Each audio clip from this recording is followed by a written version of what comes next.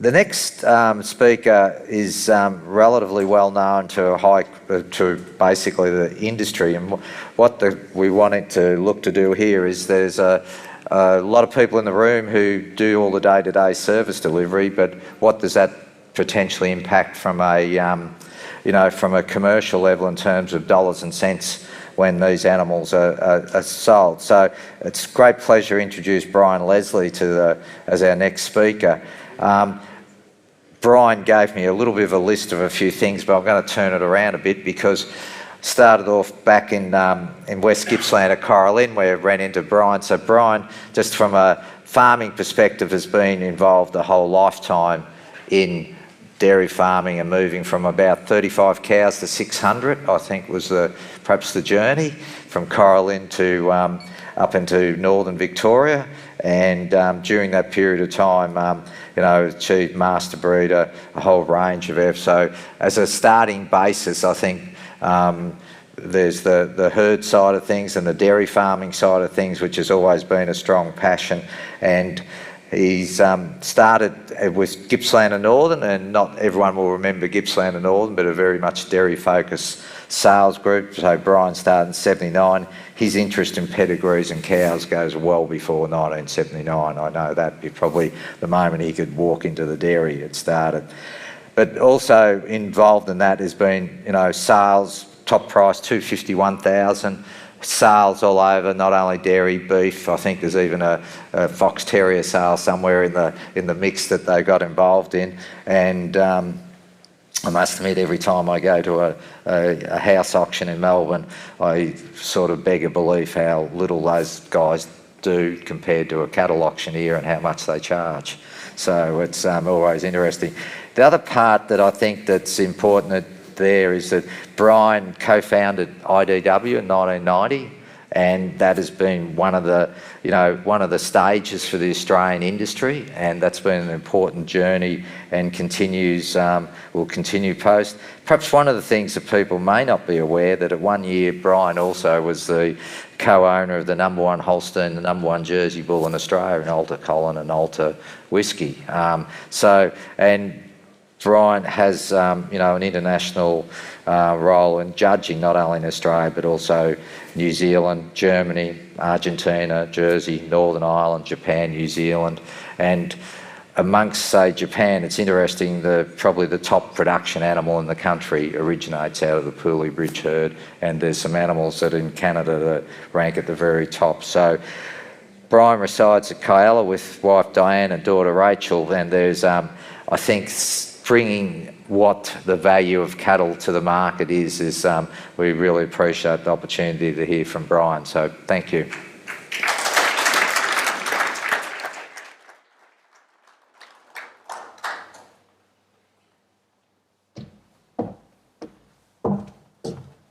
Well, this is a fair bit different than what I normally do. Normally I'll probably go too fast because I'm used to standing in front of people selling a sale rather than trying to put a speech like this together, but I really do believe in what I've been asked to talk about and the impact of herd recording and the value adding that it does to your herd.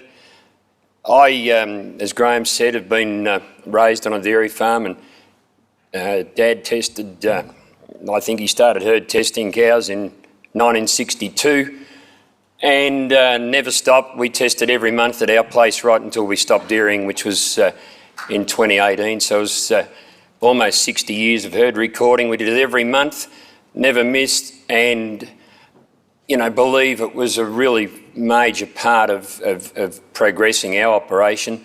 I think back to when I was only young. I'm talking the crunch times of the mid-70s when cattle were making $10. Some of you remember that. It's a fact. It's not just a story. It's a fact. That's what was happening. And I remember the place next door came available to us, and Dad was only in his 30s and had no money, and everybody said, well, you've got to buy the place next door. It's worth more to you than anyone else. And I remember the neighbours saying it was worth $100 more an acre to us. And I remember Dad saying, well, I haven't got the $100, let alone the $100 extra.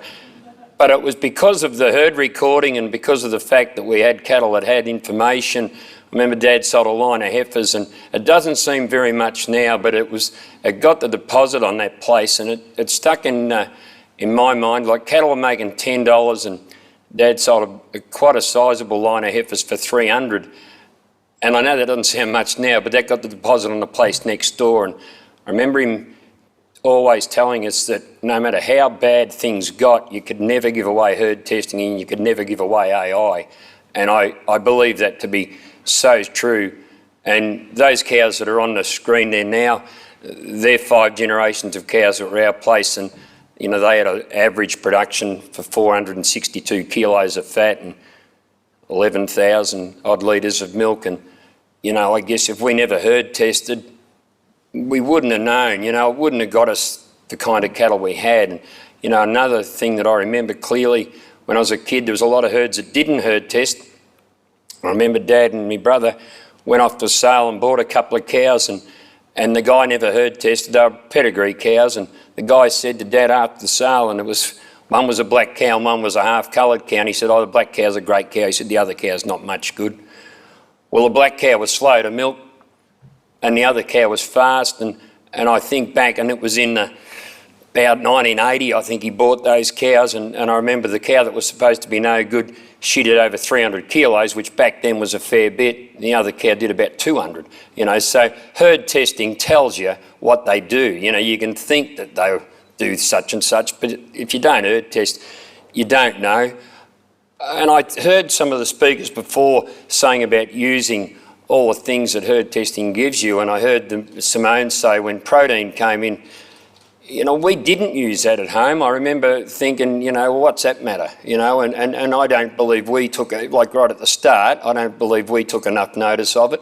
And I know when cell count came in, I know we definitely did not take enough notice of that on the herd test data, because at the time when it came in, at that time, the factories weren't paying you more or less for it. And I remember we had all these old cows that we thought were great to have around, and you know, they were high cell count cows. We didn't cull them, and until we realised, gee, hang on, we've got a cell count that's too high here. And I remember my brother said, well, there's only one way to fix it. We better take notice of what we're testing for. And he's pretty blunt. I'm blunt, but he's worse than me. And he said, what the hell are we doing this herd testing for if we're not even taking any notice of it? And I remember clearly culling cows that were classified excellent because they had high cell counts, and I can still see 3 cows, I can never forget them, I can still see them. They went one after another up the race behind each other. We chopped them. They were all excellent. They were all high production cows, but they were notoriously high cell count. Until we got rid of them, we didn't fix it. We got rid of all those cows, and boom, our cell count was terrific. You know, I think we enjoyed a cell count for the last, you know, probably 10 years of dairying, always under 100. But if we didn't make use of that herd test information, crikey, we're kidding ourselves, really. So, you know, now it's even more, of course. You've got so much more that you can glean from herd testing that you've got to do it. And I put this slide up, it's the first herd book, and I think about the pioneers of our industry and what they did and when they did it. You know, like to think you'd register cattle back in 1917, you know, to give you information. I mean, those guys must have been incredibly forward thinking, and, you know, we owe so much to those fellows. But herd testing really got going, and I got these couple of books I had in my archives, and, you know, back in 1930, these cattle, you know, they were making more money. And I look at that herd test book there, and that's the page alongside it gives you the top herds in Victoria, Jersey herds. And among those herds was the Wattles and Ballara and Frankcliffe and Banyule and Werribee and you all know, a lot of you know Alan Carson, his grandfather, McNabbs. Like, they were in the top herds, and they were herds that were demanding high prices for their cattle. And why was that? Because people wanted to get cattle that had herd test data and knew what they were doing, and they did make a lot more money. And this is in the mid-60s, and the top herds of cows then, there was 3 herds that seemed to be neck and neck all the time, and they were the Jim Till Urari Jersey herd and the Bob Marshall Paringa Holstein herd, and Watson's, Overport, Guernsey herd. Those three herds were at the top of the tree all the time, and those herds demanded a lot more money for their cattle when they sold. I see the Urari ad here. They had the highest production herd of cows in Victoria for 9 years in succession, and that's all breeds. And they had the highest production herd in Australasia at one point, and they ran 30 annual sales, and their cattle were cattle that always made, a lot more money than the average, and that tells me that, herd recorded cattle were always worth, quite a lot more. And Paringa and Overport were the herds that were running second and third in the whole state, and I can quote you these exact figures. The Paringa herd, which is Pam Malcolm's father, the late Bob Marshall, had tremendous production cows, and he dispersed his herd over 2 years in 1971 and 72, and that sale, those two sales, the cows averaged $893. Now that doesn't sound a lot. Top price was $6,100, but if we calculate that out into today, it's $1,575,000 his cattle gross, and they average on today's value $9,490, and the top price cow converts out to $68,000. You think what you could have done with that money at the time, and it just showed you those high production cattle were in demand from people right across Australia, as was the Overport Guernseys. The Overport Guernseys had the highest production Guernsey herd for years and years and years, and their bulls were in demand. We're talking before AI, were in demand all over Australia, and they dispersed their herd, and they didn't even have to have an auction. They just advertised the fact that they were for sale, and bingo, they were sold, and they sold for record prices. And that cow that's pictured on the bottom was a 3-time Melbourne champion and a high production cow that, was sold for a large price at the time. So it was always, high production cattle were in demand, herd tested cattle were in demand. These two photos are taken in the 70s, and the black and white cow was Blossom Park Royal Race 6. She was the highest production cow in the state at the time, and she did 460 odd kilos of butter fat. And Blossom Park cattle, you might remember, and some of the old people that are here, I'm going to point out one, Peter Williams is here and he's old, and he can remember BP and BK13 at VAB, and those bulls were brothers to that cow, and like there was a son of that cow sold. And I talked about the $10 cattle. Right in that era, there was a son of Royal Race 6 sold. And because of her tremendous production, that bull was in great demand, and he made $2,000 when cattle were making 10, and that's equivalent to sort of $14,000 today. And the Jersey cow pictured there is a cow that was, I knew a lot. She was next door to where I grew up. She was the highest production cow in Victoria at the time. Her name was Royal Escape 7. And I can clearly remember in 1974, a group of New Zealanders coming into the farm to look at that cow. It was next door to where I grew up, and the guy was a bachelor, and he was always at our place for a cup of tea at 4 o'clock, and he came in and he said, I've just had the New Zealanders in, and he said they want to buy that cow. They came to look at her because of her production, and they offered him $10,000 for it.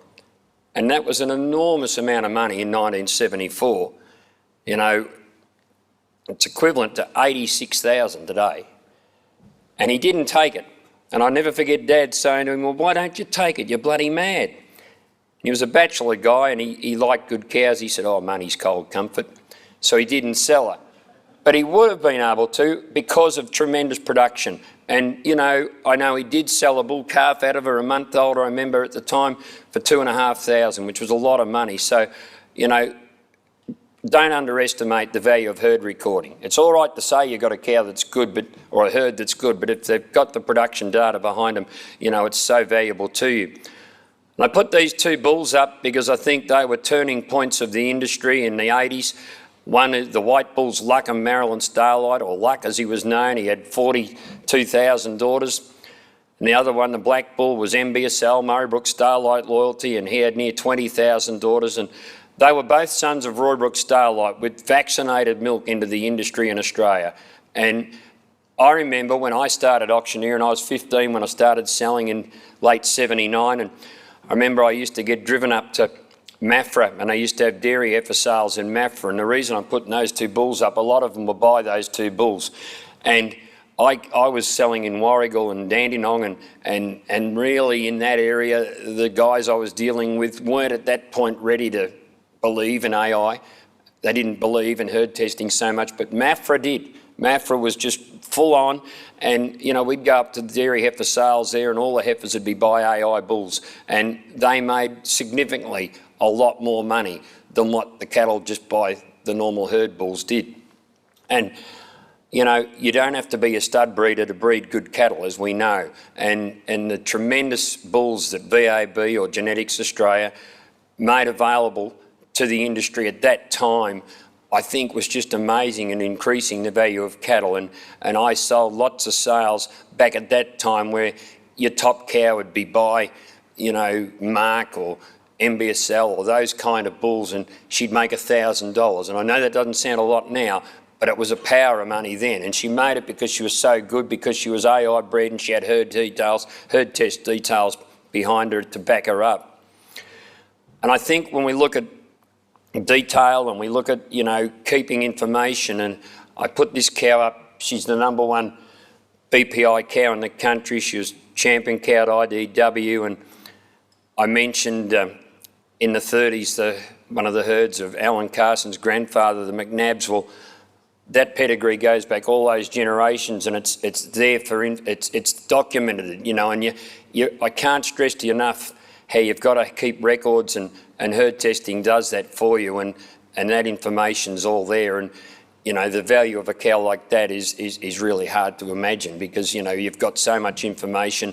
And you know, had the people that bred this cow not continued to keep that information, well, what have they got now when they go to sell out? You know, these people's farms on the market at the moment, they're going to disperse this year. Well, it was pretty easy to keep the information, and it's just so valuable to you at a time like this when they're going to go and disperse. Here's actual proof of it. There's an Illawarra cow owned by the Newton family, and I sold their herd over the last 3 years, like last year, the year before, and the year before that. And if you think back 3 or 4 years ago, you folk don't need me to tell you, things were pretty ordinary. There was no feed in the country. You know, we were still battling with the Murray Goulburn clawback, etc. Things were pretty tight. And these people had been herd recording for 70 years and keeping information of their cattle. They had an Illawarra herd and a tremendous herd. And I remember Robert Newton ringing me and saying, you know, I'm going to have to, my back's gone, I'm going to have to get out, can you come and see me?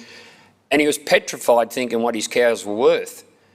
Well, they were worth a fair bit, because he had high production, and he always had good production, and he'd never ever stopped herd testing. They'd tested all the time, all the way through for more than 70 years. And by the time we finished dispersing their cattle, and this cow was one of them, you know, they'd gross 1.1 million.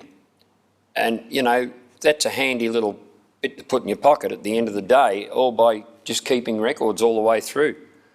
And this next slide is a similar story. It's Max Hyland's Ayrshire cattle of Rockvale. And, you know, he started herd recording in Tasmania in the late 60s, moved to Victoria in the 70s.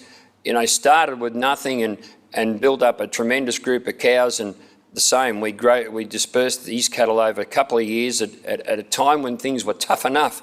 And, you know, the Ayrshire cattle that he had, because, you know, and he's really one of the few Ayrshire breeders that continually herd tested. And that was just so valuable when we went to disperse those animals, and, you know, they gross more than $750,000. I think this really tells me the value of herd recording and information. The pedigree to the right of the page is of the young cow pictured in the centre of the Broad families, and I sold that young cow at a sale online in January this year. And she's from their Illusion family, which they started 70 years ago and never ever stopped herd recording and keeping the information. And we go and sell that young cow earlier this year for $11,000.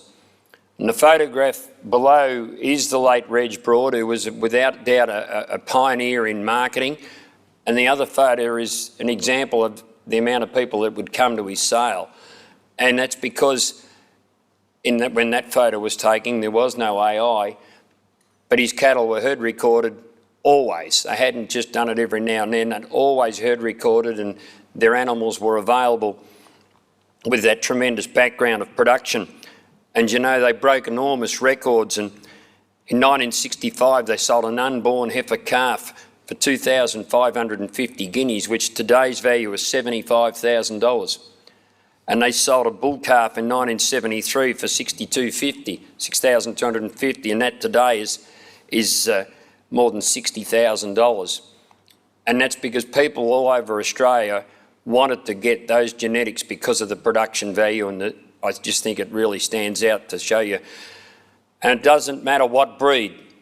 The brown Swiss cows to the right are owned by the Govetts, and it's a pedigree of a heifer that Ben Govett and his family sold at the sale we had in January, and she made $8,700. And the Govett family have always herd recorded and built that family up with those tremendous production records, and immediately that heifer was in tremendous demand. And the one to the right is the Guernsey of Lyndon Cleggett, and I know Lyndon's here. And they've been they would never have not herd tested. They've herd tested, their family have herd tested for decades and decades. And I rang Lyndon and asked him if he'd sell a heifer at that sale, and within a couple of hours they'd sent me a herd improvement pedigree. It had all the production, and you can see it there listed. And that heifer made $7,600, and we had bids coming from all over Australia on it. So again, it just shows you the value of herd recording and keeping that information. And these pedigrees that are up here now are of Holsteins that I think really exemplifies using all the tools that are available. David Fiebig purchased a female that turned out to be a full sister to the great AI bull donor. Purchased her at a sale at IDW many years ago. Continued to use all the tools, herd testing, classification, and in recent times genomics, and have bred the bull that's there pictured, the Super Dave bull that's at GA with a BPI of 438, and you know, we're going to disperse their cattle next week, and I know that, you know, because of the information, because of all the tools that have been made through herd improvement, these folk have got something that is more than just average to sell. It's something that's got, you know, and it really, they had the animals anyway. They just used the information that was available, and you know, you've got that there to go on with. And that's a picture of a sale that I sold for the Murraybrook stud back in early October, and that sale grossed more than $1 million. Murray Souter has bred tremendous Holstein cattle for more than 50 years, and again, never ever stopped herd testing. Always herd tested and always got great production, and always used AI and always used high production bulls. You saw the black bull that I had pictured earlier on NBSL. He bred that bull, and because of that information, because of that data, you know, when we had that sale in the first week of October, and you've got to appreciate, you know, the borders were shut. You know, we didn't even know if we were going to be able to have it. We went online. We had bidding coming from all parts of Australia and New Zealand on his animals, and I believe that's a lot to do with the fact that they had that data behind them, had herd testing, and, you know, at the end of the day, you're rewarded with more than $1 million. So I guess that's where I wind up, Graham. I just can't stress to you enough, I believe the value of herd testing it's invaluable, really. It certainly makes a difference when you go to sell cattle. Thanks very much, Brian. Everyone.